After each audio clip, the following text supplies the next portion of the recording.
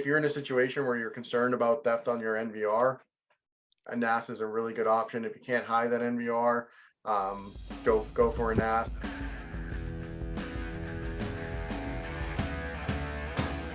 Welcome to another episode of In the Trenches Roundtable. Today, we're going to do a feature showcase. Specifically, we're going to be talking about network attached storage, or better known as NAS. Today, I've got an awesome panel of experts with me. I've got James, Michael, and Matthew. Say hey, everyone. Hey, everybody. Awesome. All right, so today we're going to break down the video like this. First, we're going to start talking about what even is a NAS. Then we're going to talk about who would be interested in NAS. Then we'll cover NAS requirements. We'll spend some time talking about NAS versus RAID. And then finally, we're going to get our panel's thoughts on NAS as a whole. So without further ado, let's talk about what NAS even is. James, all right, give it to me. What is NAS? How do our NVRs work with it? My first question is it NAS or NAS? I say NAS personally. I say NAS too, but I have half the people I talk to said NAS. Anyway, what a NAS? I just realized I've been saying NAS. There's no Z in there. What the heck? Half the people I talk to say that, so that's not a good one. So what a NAS or NAS is a network attached storage. That's what it stands for. And think about it as like an external hard drive that instead of plugging in through USB or something like that, it's actually plugged into the network. And so that way the data between the NVR in this case, in the security world, is set, the camera footage is sent to a NAS. That way it can be in a different area. Doesn't have to necessarily be directly connected to the recorder. And that's the main advantage. People use NASs for a whole bunch of other purposes too, of course, like, having a central file storage so everyone in the office can grab certain files or something like that locally. So there's lots of things for security. It's mostly for redundant footage that is away from the NVR. Gotcha. Michael, what NVRs do we carry that support NAS? Yeah, so all of our Imperial series, they support a NAS, and then most of our Admiral series, the only one that does not is going to be the Admiral 4 channel. So, just avoid that one if this is something that you're looking for. Well, awesome. Thanks, Michael. Mm-hmm. James, you mentioned a minute ago redundancy. How does that differ from, say, backup? Are they the same? Are they different? Yeah, I mean, so it's interesting. A lot of people, backup and redundancy are sort of similar terms. They can be used interchangeably by some people, but I would say there's the main difference is redundancy means that it's happening in line with it. So, as the NVR is recording to its internal hard drive, it's also sending that footage out to the NAS to record as well. Simultaneously. Yeah, that's the word I'm looking for. And so like the difference between that and say a backup a lot of people see is like, okay, at 11:30 p.m. you're going to send the footage over to the NAS. And so the NAS is redundant. It's not a backup, automated backup solution. It is a redundant thing. And that has a major advantage. So, okay, somebody goes, and one of the main people who are interested in NAS is they're afraid that somebody's going to go and steal their NVR. So you can pull, like, okay, let's say somebody does steal the NVR. If that backup it's supposed to be happening at 11:30 and they steal it at 11, you got nothing. Whereas redundancy, that footage should be stored on the NAS to, the second that it's unplugged or so. So redundancy is generally better in this case, and that's what a NAS does offer. So awesome. Any other thoughts on redundancy or versus backup before we move on? I mean, redundancy is if you're trying to make sure you don't lose data, redundancy is a better option. The problem with redundancy, though, is it can create a lot of network congestion. If you're always sending data around, it can be difficult, and you can have a drop in your phone calls that you're also sending through that network, or any of the other data you're moving around the network, your web traffic, etc. If you properly VLAN stuff, you can handle that. But a backup, on the other hand, is you can schedule it, and you could say, hey, we're going to have this happen at night, and it doesn't create that network congestion. So those are sort of your bigger differences. Go ahead, James. Go ahead, Michael. Yes, so just to put this out there, our systems, Imperial and Admirals, they do not have an automatic backup. So if you're looking to back this up, this is something that you manually have to do. I would say with redundancy too, like backup, the only downside versus redundancy, I would say is, actually start from the beginning. I don't even know what I'm doing with this one. One of the downsides of backup versus of redundancy versus backup, I should say, is that if the NVR is disconnected from the network or whatever during that time period, you will have a gap. So like if it's down between 1 p.m. to 2 p.m. for whatever reason, the network's down. There's no fulfilling that 1 to 2 p.m. It has to be online and active as that's going. So that's one thing to consider with it. But Definitely. And then we'll cover many more considerations and requirements later. These are all great things to definitely be thinking about just initially when we start talking about what even is NAS. And so that is a good transition for us to move on to the next section, where I really want to unpack who should be interested in or who should be using NAS systems and devices, and really when should they be using. So I'm going to start by calling on Matthew. Is there any specific industry or customer who should be most interested in NAS? I'm actually going to answer that in reverse. Like, who's it not for? It's not for enterprise. So you're going to have a 30 terabyte limit. So let's say if you got 25 4K cameras that you want to record for 30 days, you can't fit it. And so if you're an enterprise client, you have a lot of cameras, this is not a really great solution for you. So conversely, who is this for? Who could be interested in it? Somebody with a smaller location, especially small and medium businesses, or homeowners that want to use a professional grade system on their house. Usually because they've also own a business and want to have the same technology at both places. Gotcha. Yeah, it's a good rundown. Do we see any specific types of industries using NAS devices more than others? I'd say, yeah, I agree with Matthew as far as like it seems to be more of a small, medium business and then below offering. But I've seen it a lot in cannabis industry where they need an off NVR backup. And that's the solution they end up going with because the data and everything has to flow through your local network, like Matthew's saying, but it's not going through the internet, which is usually a huge impossible task for most people's internet to send a bunch of 4K cameras across and get reliable video. Cannabis is the first one I think of when I hear of NAS, because I know I've done a couple with that. Yeah, I agree. And I think it usually has to be in a separate room as well to be considered offsite, like not included in the same room as the NVR. I'd bring up another one, like somebody like a car wash. You're not sending a lot of data internally. It's nice to have a backup of the data. For a car wash in particular, your main thing you're protecting is not really theft. You don't have a lot of assets. You're trying to protect yourself from a liability standpoint. Did I scratch your car? Or did you walk in with with that scratch already on the vehicle? And so making sure you don't lose the footage is really helpful. If somebody says, hey, my car got scratched while I was here, can you prove otherwise? Having 2 copies is great. But you're not going to degrade your network performance by sending, a dual copy of the footage to 2 different network devices.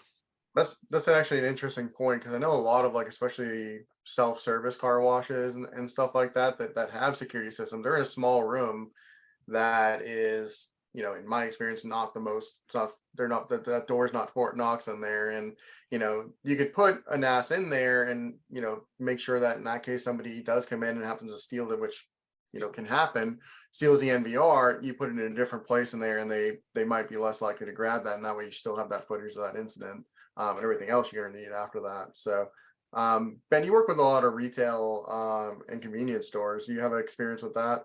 Yeah, actually that's one that I was going to mention, is really convenience stores and retail shops, mainly like jewelry retail stores, places where there's a lot of smash and grab retail crime happening. One of the most common fears I've seen working with these clients is, what happens if they steal my NVR? Then all the footage is gone. And so the NAS, looking at NAS as an option is usually our first go-to there. Yeah, and I was just gonna mention the self-storage facilities. They're in a similar situation as what James was talking about with the car washes. They just really have a small office, and then the rest of the the building or the property is just individual storage areas. So, have a Let's- NAS and the NVR. The other big thing is all three of these industries tend to have a lot of crime. Convenience stores are absolutely having an extreme amount of crime all the time.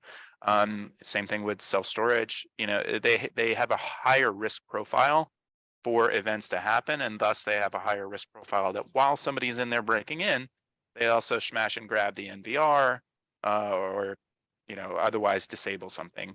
And also with like all those, like you mentioned, the one person thing, that means that somebody Mm-hmm. who's in a convenience store and they have to go in and check something on the gas pump, they might have to leave that desk there for a second. A lot of them have like their NVR right there at the Counter. Point of sale, yeah. and Mhm. yeah, and that's just because they want to have that screen there. They want to be able to move things if they need to and everything like that.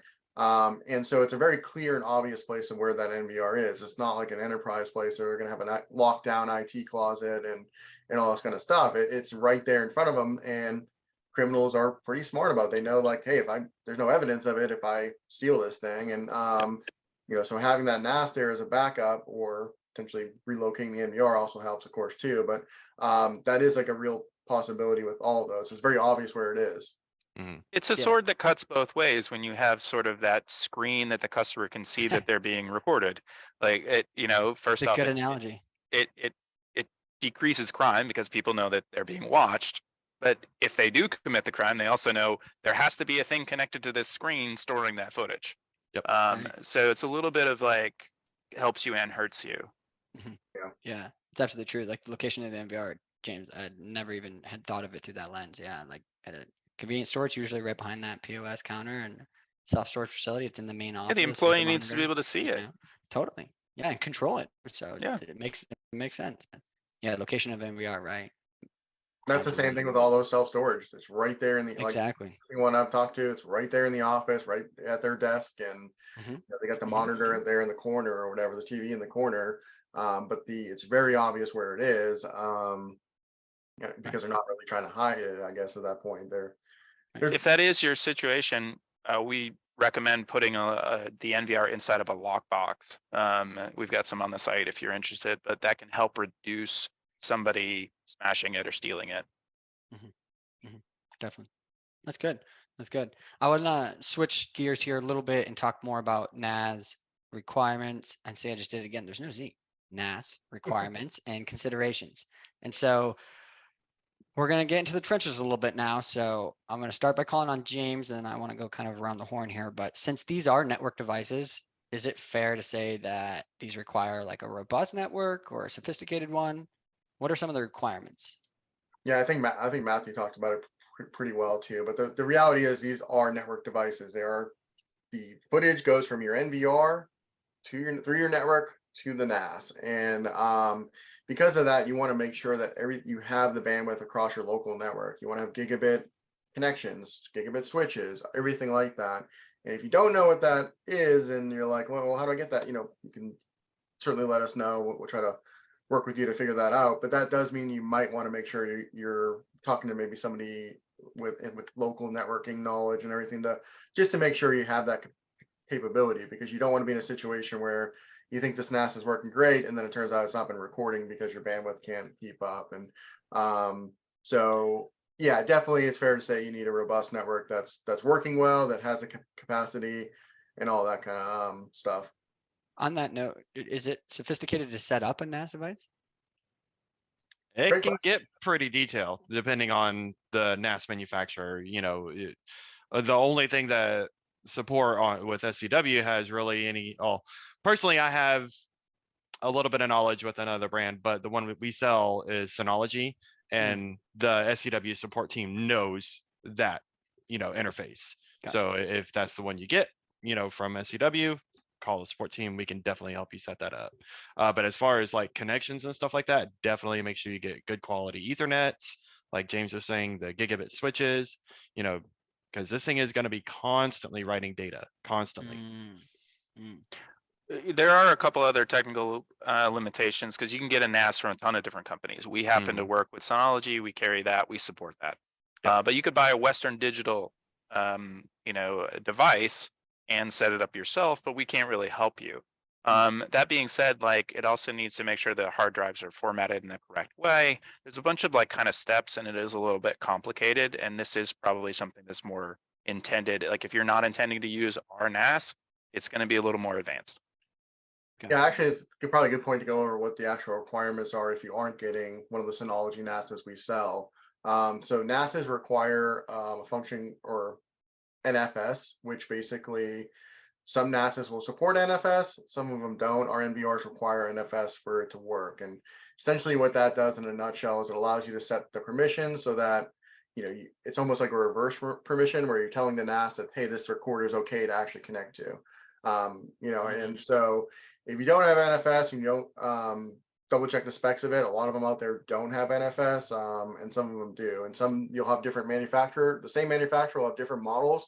This one will support NFS, this one won't. So you got to be really careful about that. If you do get the NAS from us, it obviously is compatible. We're going to help you set it up and make sure it's working with the NVR and everything like that. So I'd highly recommend, if you don't have a big tech team or aren't techie yourself, to go with the one that we have. Just like all products, NASs come in consumer versions and business versions and enterprise versions. NFS is a feature that's going to be available usually on your business class and above. So if you're buying a NAS that's been marketed for a home user, like it's available in Best Buy, probably not going to work. That is not intended for a business class application.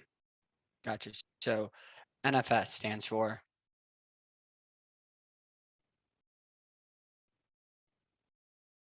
Doesn't matter. Okay, good. I That's what was matters. drawing a blank. Thanks, James. I was literally thinking about it. It stands for Network File System, Okay. and it's the ability for the for a different device to control the file system on this device. But yeah, that's good. pretty complicated. No, Not sure no. we Well, I didn't want to necessarily get need to go into NFS that. confused with NAS, right? Yes. Don't want to get those two things confused. That's all. Or NTFS. Or TFS Yeah. or FPS. I'll put a little definition thing when I'm talking Yeah, about NFS basically says like an external device can control my file system and what it looks Yeah. like. Perfect. You should also just keep that part in there, James, where you're like, screw you. I think it's funny. Yeah, I think it's hilarious. So if I have a NAS device that in my, a store in my business right now, what I need to do to verify if I can use it or not is see if it has NFS capabilities. I have something to ask for that. What are you using that NAS for currently? Oh, that's a great question. The biggest thing that I found when using a NAS with one of our systems, you want that NAS to only work with our system. You want a dedicated NAS for your recorder. Don't have a Plex server, for your home or anything else like that running on it at the same time. You need it dedicated to your recorder. Great. So what actually, we're talking a little bit about considerations and requirements and stuff, but like what actually happens if the NVR is stolen? Oh, as far as being able to pull the footage from the NAS itself, Yeah, that's still hopefully on site. Hopefully. So the files are encoded within the NAS. So if you were to try to use your computer and try to log directly into the NAS, all you're really going to see is a bunch of gibberish. You do need your NVR to be able to decode that, so to be able to watch that footage. A really important factor in this particular case is make sure that you have a backup of your configuration of your NVR, because that is also required to be able to read any of the hard drives, including a NAS that is connected directly from the network, to be able to watch that footage. So back up your configuration. We'll show you where it's at. I think it's on the website, getscw.com, as to where you can find out how to do that, if I remember right. If not, I'm sure we can put something up together. Let me interject here. That's on purpose, and that's a feature. It Yes. sounds like, oh man, that would be really hard to use. That's on purpose, and that's a feature. That is designed for our legal system. That is designed so that our legal system can trust that that footage has not been edited, and that footage is authentic and has a chain of custody. Yes. So it is intended to only be able to be viewed by the NVR, not to make it hard, not to make it difficult, but to make it authentic. So we know that this is video that came from this device, and this is the real output. This is not a doctored output. Since we're kind of on this topic, James, I have a question for you. Normally when I talk to our customers, and when they purchase a system from us and including a NAS, the drives that we always include are the surveillance grade hard drives. Yeah. Now I've heard some, back and forth, oh, it's a NAS, make sure you're using NAS drives and stuff like that. I tend to lean more towards the surveillance grade drives, but I just want to get your thought on that as well. It's a great question, because most of the time you buy a NAS, they don't have hard drives in them. Like Right. inside, you're allowed to configure it with us. We'll install those ones for you, everything like that, and we are going to put surveillance rated drives in there. And that's just because I think, and this might not be 100% accurate, but a NAS drive isn't quite as robust as an NVR or video surveillance rated drive, because a NAS in most cases is that file storage for the office. So that means that somebody occasionally, couple times a day, people are going and they're downloading a video off of it, or they're grabbing some JPEG pictures off of it. And so the duty on the NAS is fairly, it's not nothing, but it's more than a regular PC drive, the NAS drives, but they're not quite to a level of NVR where you're talking about that 24/7 operation, because again, that NVR is writing to that NAS from midnight to midnight, 24/7. And so you need the drive to be able to handle that 24/7 operation. So I would recommend video surveillance drives over the NAS drives. Okay.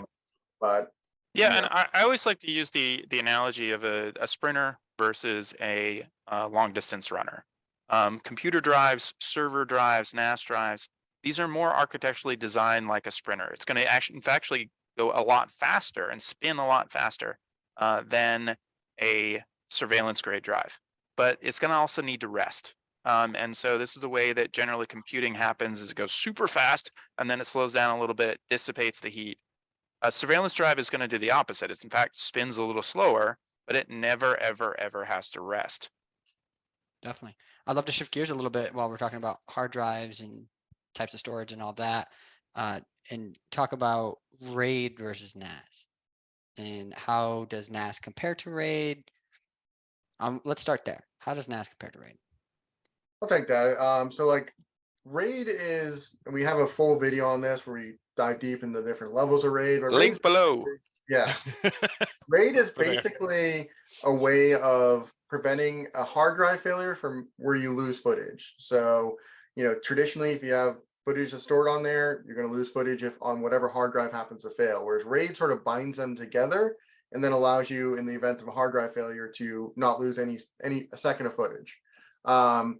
And so they're very different. RAID is basically, the way I would say is like, RAID's probably more enterprise, going back to what Matthew was saying, because it is more enterprise, but there's just a lot more flexibility in it. There's a lot more storage capability with it. There's a little bit more redundancy options with it too. And so a NAS is, the main advantage of a NAS over RAID is just that it's off location. And that's, where that really comes in handy. Even on a NAS, actually, so like our four, we have we have two different types of NASs. We have one that's 2 bays, one that's 4 bays. The Synology software in there actually allows you to create a RAID array within the NAS. We're getting Inception like now, but like it's so you can actually set one there in the event that one of the hard drives fail on the NAS, you don't lose footage as well. So there's lots of different, like, it gets pretty in depth, and it gets but if you want to know more about RAID, definitely take a look at the video. I think we did a great job going over that. I agree. Let me speak to like a use case and do something that's completely different than our idea of like, where would you put a NAS? You put it in a gas station. One employee, one location, probably got 16 cameras or less. And let's talk about college campus, small one. You got 300 cameras. You're going to fill up, if you were to attempt to use a NAS, and that would be silly, but you'd fill it up in 2 days. So this is not a great solution for you given the maximum size of a NAS. Additionally, let's just talk about the building structure. The convenience store, where is the NVR? That.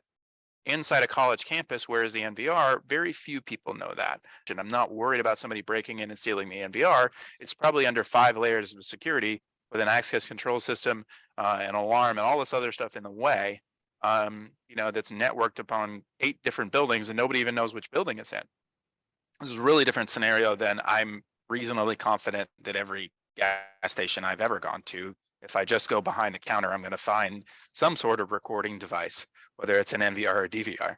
I know where it is. So your threat is totally different on a more enterprise location like that, because people don't know where the device is hosted.